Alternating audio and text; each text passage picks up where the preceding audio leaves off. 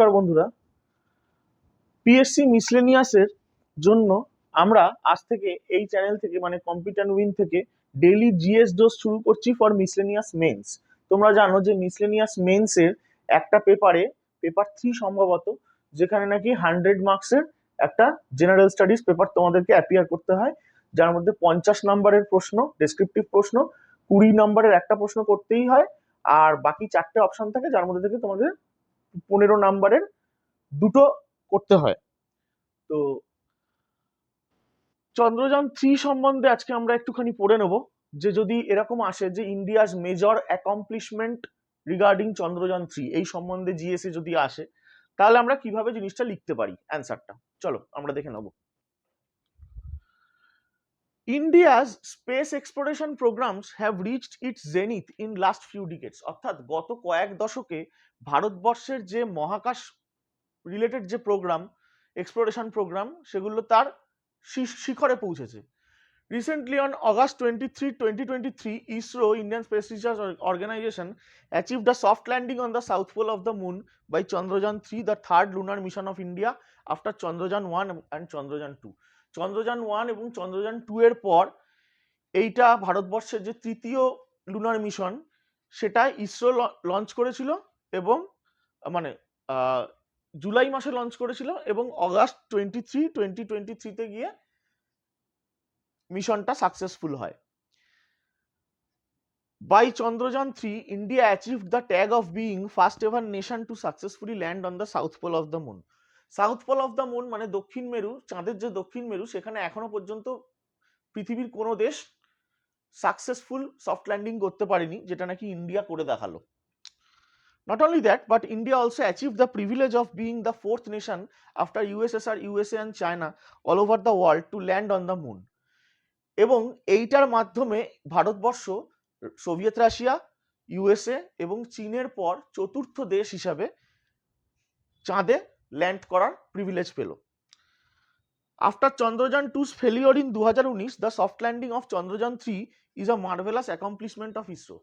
Indian Space Research Organisation, ISRO, যার headquarter বেঙ্গালুরুতে, তারা 2019 সালে আর একটা মিশন লঞ্চ করেছিল Chandrayaan-2।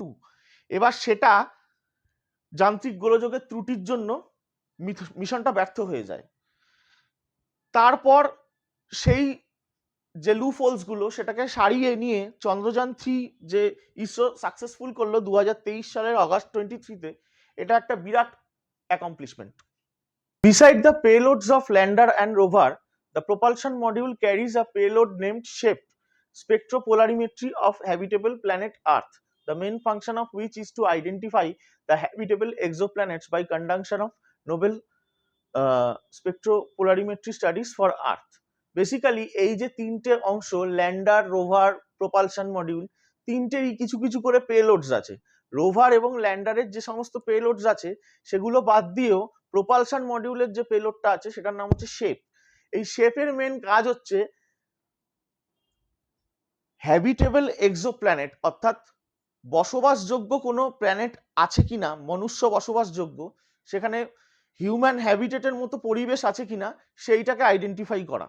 সেটা কিসের মাধ্যমে করবে? Novel spectropolarimetry studies by through light actually. Each of the lander module and the rover module consist of a number of payloads, যেটা আমি বলছিলাম। The payloads of lander module includes ILSA, instrument for lunar seismic activity for detecting seismic activities on the moon, Rhomba LP payload for plasma density estimation, and CHAST হচ্ছে Chandra's Surface Thermophysical Experiment। আমার board যেহেতু ছোট, সেই জন্য পুরোটা একবারে লিখতে পারছি না।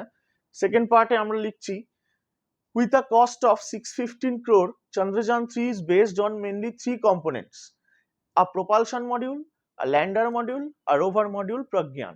615 কোটি টাকা ইসরোর এস্টিমেট এই টোটাল মিশনটার খরচ, যেখানে নাকি 3খানা মডিউল রাখা হয়েছিল, একটা প্রপালশন মডিউল, একটা ল্যান্ডার মডিউল, একটা রোভার মডিউল।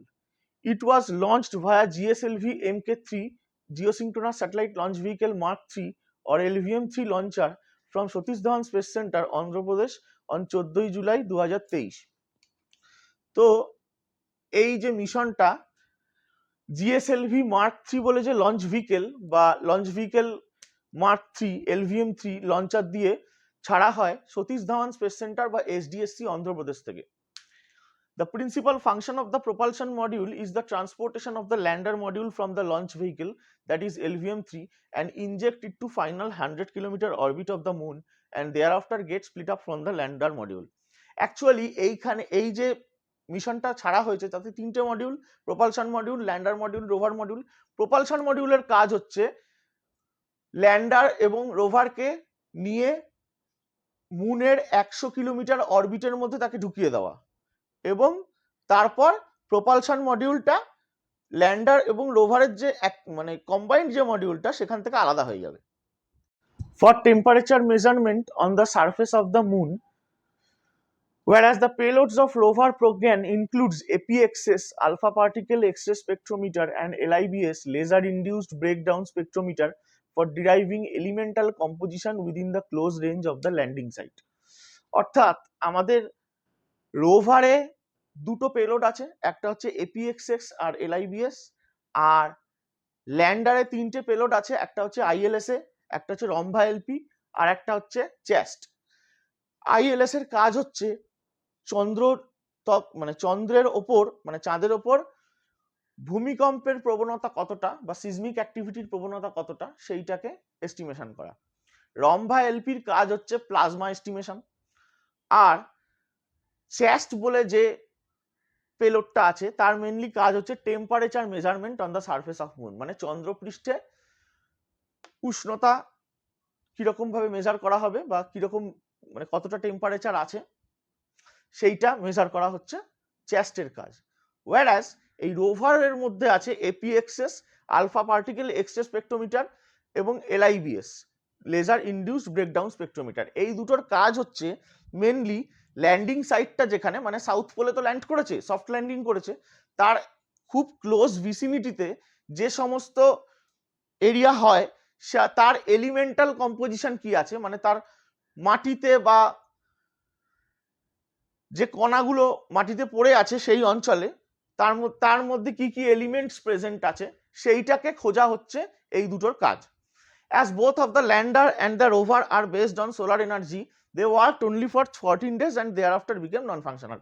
অর্থাৎ ল্যান্ডার এবং রোভার এই যে দুটো নাকি প্রপালশন মডিউল থেকে আলাদা হয়ে গেছিল এবং সফট ল্যান্ডিং করেছিল মুনের ওপর, তারা পুরোটাই সৌরশক্তির ওপর চলে।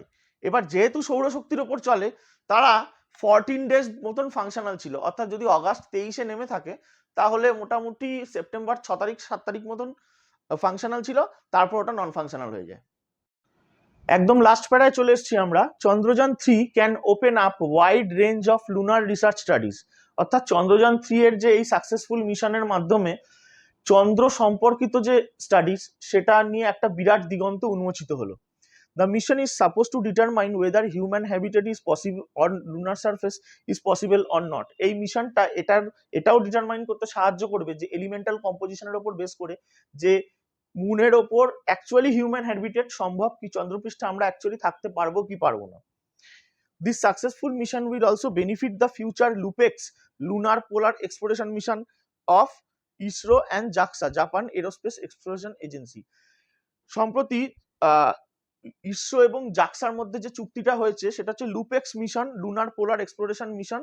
এটাও চাঁদের একটা মিশন নিয়ে মানে বেসিক্যালি দুটো দেশের স্পেস সংস্থা কাজ করছে এর ওপর। এই যে এই ইনিশিয়েটিভটা মানে চন্দ্রযান 3টা সাকসেস হলো, তার মানে লুপেক্সের একটা সাকসেস রেটের সম্ভাবনাটা বাড়লো। আচ্ছা, এবং সর্বশেষ লাইন হচ্ছে Chandrayaan 3 has contributed not only toward scientific research fields of speech exploration but it has also enhance the national pride of India. অর্থাৎ চন্দ্রযান 3 যে শুধুমাত্র সায়েন্টিফিক রিসার্চের ফিল্ড, স্পেস এক্সপ্লোরেশন ফিল্ড এগুলো নিয়েই কথা বলছে বা এগুলোকেই এনহ্যান্স করছে তা নয়, তার পাশাপাশি আমাদের ভারতবর্ষের যে জাতীয় গৌরব মানে ন্যাশনাল প্রাইড সেটাকেও কিন্তু অনেক বেশি বাড়িয়ে দিয়েছে। কারণ আমরা এখন সারা বিশ্বের একমাত্র দেশ যারা নাকি সাউথ পোলে এখনো পর্যন্ত সফট ল্যান্ডিং করতে পেরেছি এবং ফোর্থ নেশন যারা নাকি আমরা হচ্ছে চাঁদে এক্সপ্লোরেশন পাঠাতে পেরেছি, চন্দ্রপৃষ্ঠে এক্সপ্লোরেশন পাঠাতে পেরেছি এবং সেটা সাকসেসফুল। ঠিক আছে, তাহলে আজকে এই অবধি। ভালো লাগলে চ্যানেলটা সাবস্ক্রাইব করো, লাইক করো, বন্ধুদের মাঝে প্রচুর পরিমাণে শেয়ার করো। কিছু কমেন্টস এসছে দেখলাম যে মিসলেনিয়াস মেন্সের জন্য ম্যাথমেটিক্সটা কন্টিনিউ করালে ভালো হয় সিরিজটা।